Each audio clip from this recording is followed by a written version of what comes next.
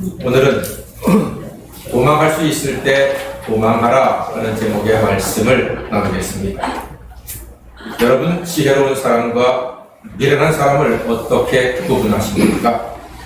지혜자와 미련자의 구분은요, 의외로 간단합니다. 도망을 못하면 미련한 것이고, 도망을 잘하면 지혜로운 것입니다. 손자병법에 도망하는 것을 36번째 계책으로 소개하고 있습니다. 우리 어릴 때 누가 도망가면 36개 주랭랑에 이렇게 말하지 않습니까? 그런데 그 36개 주랭랑이요, 비겁한 게 아닙니다. 약한 게 아닙니다. 아주 중요한 전략입니다. 도망할 때를 모르고 분별력 없이 달려드는 것은 용기가 아닙니다. 미련이고 거기에는 재앙이 따르게 되어 있습니다. 싸울 때와 물러날 때를 아는 것이 이게 지혜고 명철입니다. 이순신 장군, 세계 해전사에 유례가 없는 38승 무패의 우리 대한민국의 최고 영웅이라 할 수 있습니다. 어떻게 도대체 전쟁에서 38승의 기적같은 승리를 거두었을까요? 이순신 장군은 적군을 잘 살펴가지고, 야, 이번에는 승산이 없다, 이대로 싸웠다가는 우리가 지겠다 싶으면은 조용히 물러나는 겁니다. 그런데 가만히 보니까 가능성이 있어. 전략만 잘 세우면 우리가 되겠어. 그러면요, 탐망선 있잖아요. 고깃배, 어선들 동원해가지고 적을 철저하게 살펴요.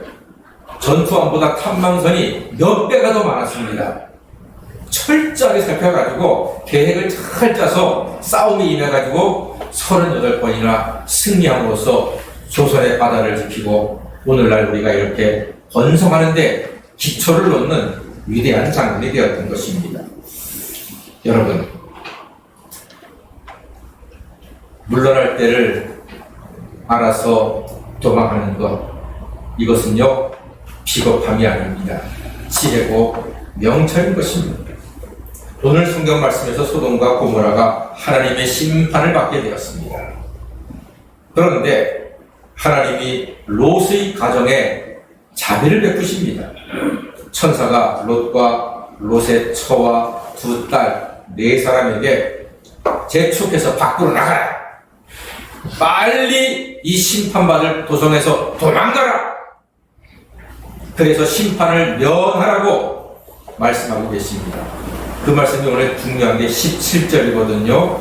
이게 중요합니다. 우리 다 같이 한번 17절 말씀만 소리내어 같이 읽겠습니다. 시작! 그 사람들이 그들을 밖으로 이끌어낸 후에 이르되 도망하여 생명을 보존하라.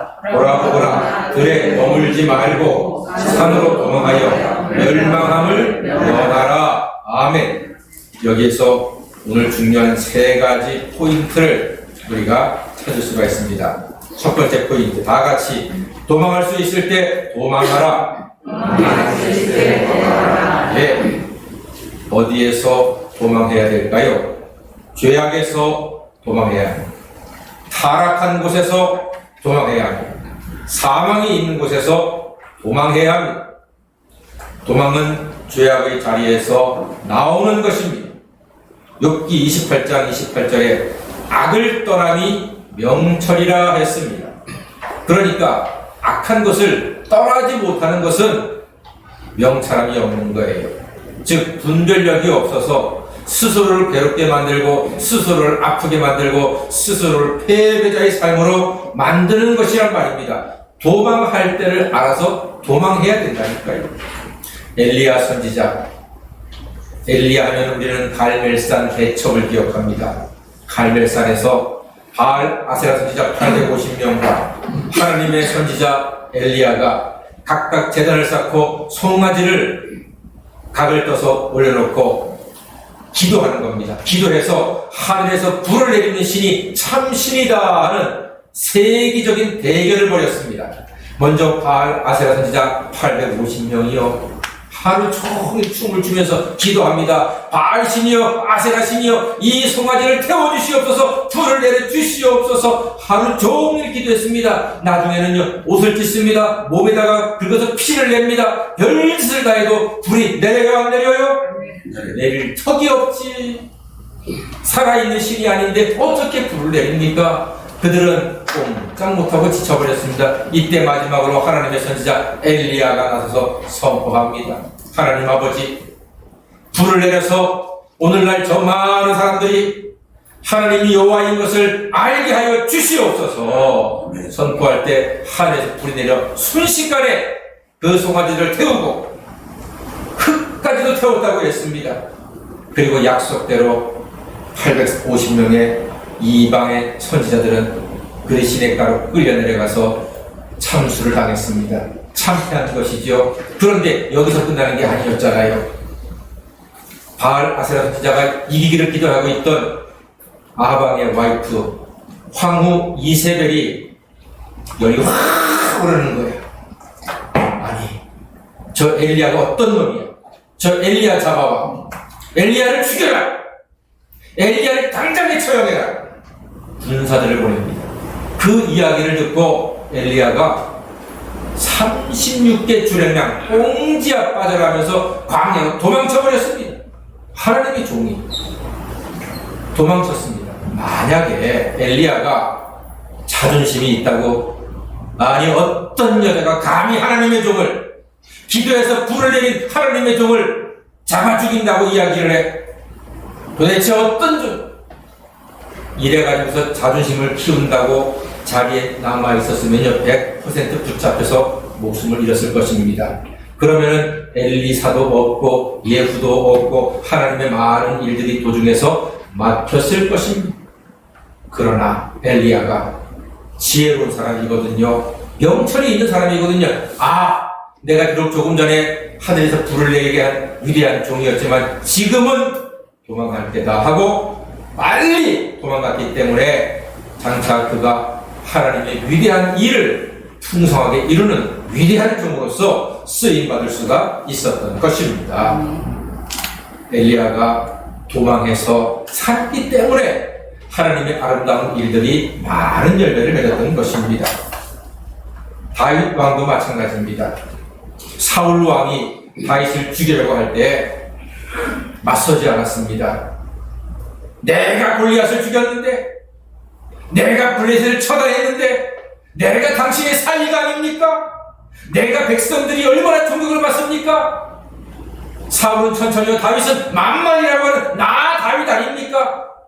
이러면서 맞서지 않았습니다. 아무 소리 안 하고 36개 도망가 버렸습니다. 오늘은 이 골짜기, 내일은 저 골짜기, 내일은 저 숲을, 오늘은 동굴로. 안타깝지만 조용히 숨었습니다. 하나님이 은혜를 베푸사 도망갈 줄 알았던 다윗에게 생명을 주셔서 장차 왕이 되게 하고 마침내 예수 그리스도의 조상이 되어서 온 인류를 구원한 예수님이 이 땅에 탄생하는데 결정적인 역할을 한 사람이 바로 다윗이었다는 사실입니다. 여러분, 도망하는 게 비겁한 게 아니에요. 사태를 잘 알아서 도망할 줄도 아는 사람, 물러날 줄도 아는 사람이 중요한 것입니다. 사도 바울 하면 정말로 대단한 사람 아닙니까? 신약 성경에 13권 절반 이상을 쓴 사람이 사도 바울입니다. 이 사도 바울이 늘 당당했습니까? 아니요. 다메섹 성에서 살기 위해서 광주리를 타고서 도망갔던 사람이 사울입니다. 얼마나 비겁해 보여요. 아니, 그 정도 믿음도 없어 사울이 사도 바울이? 아니에요. 도망할 때는 도망했습니다. 그래 살아가지고서 로마까지 가서 복음을 전했고 우리한테 로마서라고 하는 최고의 보물 같은 성경책을 만들어주지 않았습니까? 36개. 도망할 줄 알았기 때문에, 물러날 줄 알았기 때문에 그는 하나님의 위대한 종으로서 사역을 감당할 수가 있었던 것입니다. 여러분, 분별하여 도망가고 물러나는 것은 비겁한 게 아닙니다. 지혜로운 것이고요. 하나님의 뜻을 성취하는 데 아주 중요한 역할을 한다는 것입니다. 혹시 집에서 우리 남편들은 아내가 열받아서 씩씩거리고 있잖아요. 그러면 36개 잠시 동안 물러나 계시기를 바랍니다. 그래야지만 아내가 마음이 가라앉습니다. 그리고 아내분들, 남편들이 확 열릴 때가 있잖아요. 그러면은요, 그때는 아내분들이 36개를 하셔야 돼요. 잠시 동안만 입을 좀 딱 다물고 계셔주세요. 그러면 남편의 마음이 누그러집니다. 그거를 못 참아가지고서 같이 맞서기 때문에 가정이 평화가 깨지고 화목이 깨지고 심지어 이혼하고 갈라지는 상처를 겪는다니까요. 둘 중에서 한 사람만 잠시 물러날 수 있는 지혜를 갖잖아요. 그러면 가정이 평안함을 얻는 거라니까요. 잠언 20장 3절에 이렇게 말씀합니다. 미련한 자가 다툼을 일으킨다고 했습니다. 그러니까 죄송합니다. 부부싸움을 안 할 수는 없어요. 저도 부부싸움 하거든요. 그런데 갈수록 부부싸움을 할수록 한 가지 배우는 게 있어요. 내가 조금만 입을 다물면, 내가 조금만 36개 물러나면은 문제될 게 없구나. 그게 결론이더라고요. 맞아요. 예, 맞아요. 바로 그러잖아요. 미련한 자가 다툼을 일으킨다 그랬어요. 부부싸움 하면요, 아내든 남편이든 둘 중에서 한 사람이 미련한 거예요. 한 사람은 분명히 열이 나 있거든. 그러면 거기 맞서지 마세요. 잠시 한 걸음만 물러나세요. 그러면 아무것도 아니게 됩니다. 그게 평화고, 그게 지혜고, 그게 은혜입니다. 사랑하는 여러분, 잘 도망해서 생명도 지키고 평안도 지키시는 지혜로운 하나님의 사람 되시기를 간절히 소망합니다. 두 번째로, 돌아보지 말라고 했습니다. 돌아보지 말라. 우리는 앞에 있는 소망의 표대를 향해서 가는 순례자들입니다. 우리가 바라볼 것은 믿음이 주요 온전케 하시는 이인 예수님이십니다. 도망한다 하는 것은 포기하는 것입니다. 죄악을 포기하고 은혜의 삶을 선택하는 것은 복입니다. 쾌락을 포기하고 십자가와 거룩한 삶을 선택하는 것은 은혜입니다. 믿음의 길에서 뒤돌아보지 마시고 예배하시고 기도하시고 주의 큰 은혜 가운데 살아가시는 성복교회 온 가족 되시기를 간절히 소망합니다. 자, 마지막으로 한번 다 같이 해주시기 바랍니다. 산으로 도망하여 멸망을 면하라. 산으로 도망하여 멸망을 면하라. 네, 도망하는데 오늘 성경 말씀 보니까 산으로 도망하래요. 이 산으로라는 말에 마지막으로 관심을 좀 가지려고 합니다. 여러분, 이 말은요, 도망할 때는 확실하게 도망가라는 말입니다. 어중간하게 도망가지 말고 확실하게 도망가라.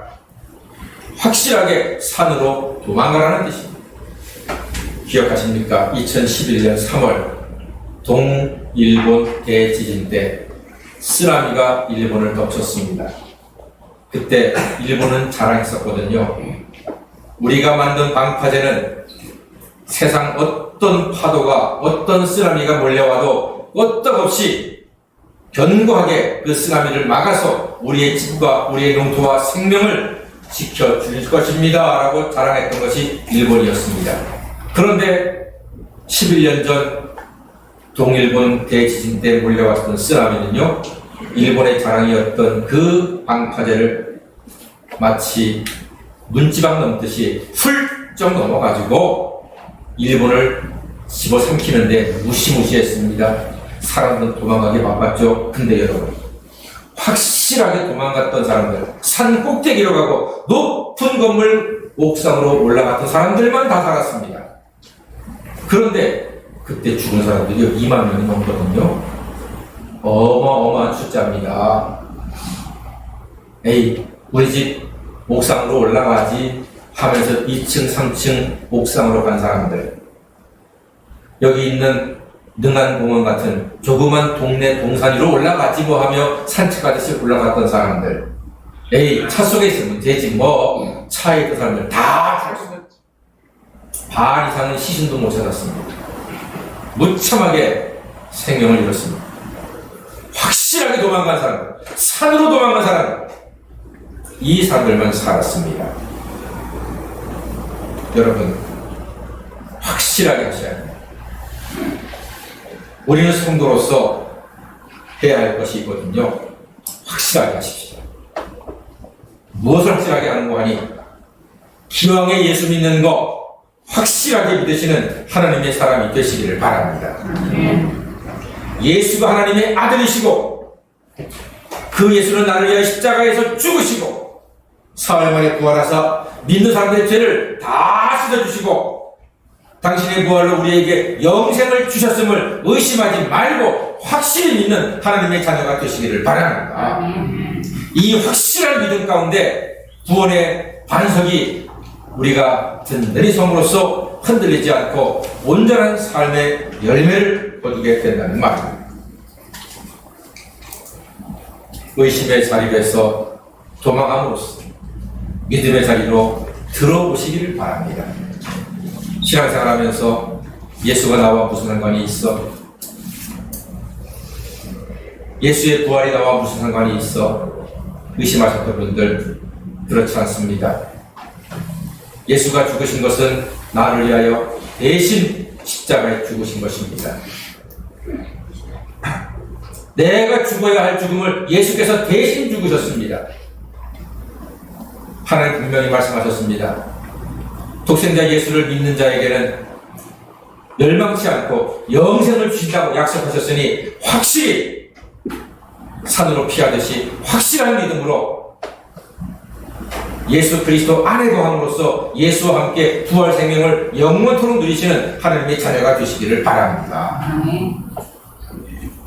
확실하게 그러면 찬송을 부르실 때도 확실하게 부르십시오. 이빨 빠진 노인 떡 먹듯이 오물오물 하지 마시고 확실하게 열심히 뜨겁게 감사함으로 찬양함으로써 하나님께서 영광을 받으실 것입니다. 여러분 찬송은요 놀라운 능력이 있습니다. 찬송은 신앙 고백이고 성경 말씀이거든요. 이 찬송을 믿음으로 간절히 뜨겁게 열심히 부름으로써 하나님의 은혜와 축복이 우리의 삶을 온전하게 평안하게 인도해 주실 줄 믿습니다. 찬송 열심히 부르세요. 다윗이 사울이 악신에 들러가지고서 걸어오는데 다윗 찾아가서 찬양을 했거든요. 그때 악신이 떠나갔다고 했습니다. 사랑하는 여러분 확실하게 찬양합시다. 적당히 우물우물하지 마시고 믿음으로 확신을 가지고 찬송과 가사 한 절 한 절을 씹어 먹듯이 그렇게 사모함으로 맛있게 감사함으로 부를 때에 주의 성령이 함께 하셔서 시험도 이기고 마귀도 이기고 고통도 이기고 절망도 이기고 모든 세상 시험 다 이겨냄으로써 하나님의 도우심으로 찬양으로 승리하시는 하나님의 자녀가 되시기를 바랍니다. 한 가지 섬길 때 확실하게 섬기십시다. 우리가 살다 보면 남을 섬길 때가 있거든요. 섬길 때 확실하게 섬기세요. 예를 들어서 짜장면을 대접할 때 짜장면만 주문하지 마시고 탕수육도 같이 주문하세요. 제가 탕수육을 좋아하는 게 아니거든요. 사주시면 먹는데 기왕이면은 대접할 때 짜장면 보통을 할까 꼭배기를 할까 삼선 짜장을 할까 이런 거 고민하지 마시고 짜장면 탁 시킨 다음에 탕수육 하나 탁 시켜주세요. 숨길 때 확실하게 하세요. 그게 감동이 됩니다. 교회에서 봉사하실 때 확실하게 하세요. 누가 보든 안 보든 내가 맡겨진 일, 내가 감당해야 될 삶의 연습이 열심히 확실하게 하십시오. 오늘 산으로 피하라 그랬거든요. 산으로 확실하게 피하라. 확실하게. 이거 우리에게 가르쳐주시는 것입니다. 예배도 확실하게, 찬송도 확실하게, 기도도 확실하게, 옹사도 확실하게, 섬기는 것도 확실하게 함으로써 롯과 그 가족이 구원받는 것처럼 구원받고 하나님의 은혜 가운데 살아가시는 우리 모두가 되기를 간절히 소망합니다. 확실하게 도망하지 못하고 뒤돌아본 롯의 처는 뭐가 됐습니까? 소금 기둥이 되었잖아요. 죽었단 말입니다. 말씀을 믿지 못하고 죄악된 삶에 미련이 있어서 확실하게 도망하지 못하고 뒤돌아보았더니 소금 기둥이 되고 말았습니다. 여러분 예수님께서 우리한테 소금이 되라고 하셨어요? 소금 기둥이 되라고 하셨어요? 소금이 되라고 하셨지 소금 기둥 되라고 안 하셨어요. 예수님 확실히 믿어서 소금이 되시되 소금 기둥은 되지 말고 생명을 얻어서 주신 사명 잘 감당하게 되기를 간절히 소망합니다. 도망할 수 있을 때 도망하십시다. 구원받을 수 있을 때 예수 믿고 구원받으십시다. 예수 믿을 수 있을 때 예수 믿고 사망에서 생명으로 갈아타시는 하나님의 자녀가 다 되시기를 주의 이름으로 간절히 축원합니다. 아멘. 기도하겠습니다. 사랑의 하나님, 우리 모두 죄에서 악에서 타락에서 도망하여 확실한 사랑의 주님 품에서 죄사함과 구원의 기쁨을 누리는 하나님 자녀가 다 되게 하여 주시옵소서. 예수님의 이름으로 기도드립니다. 아멘.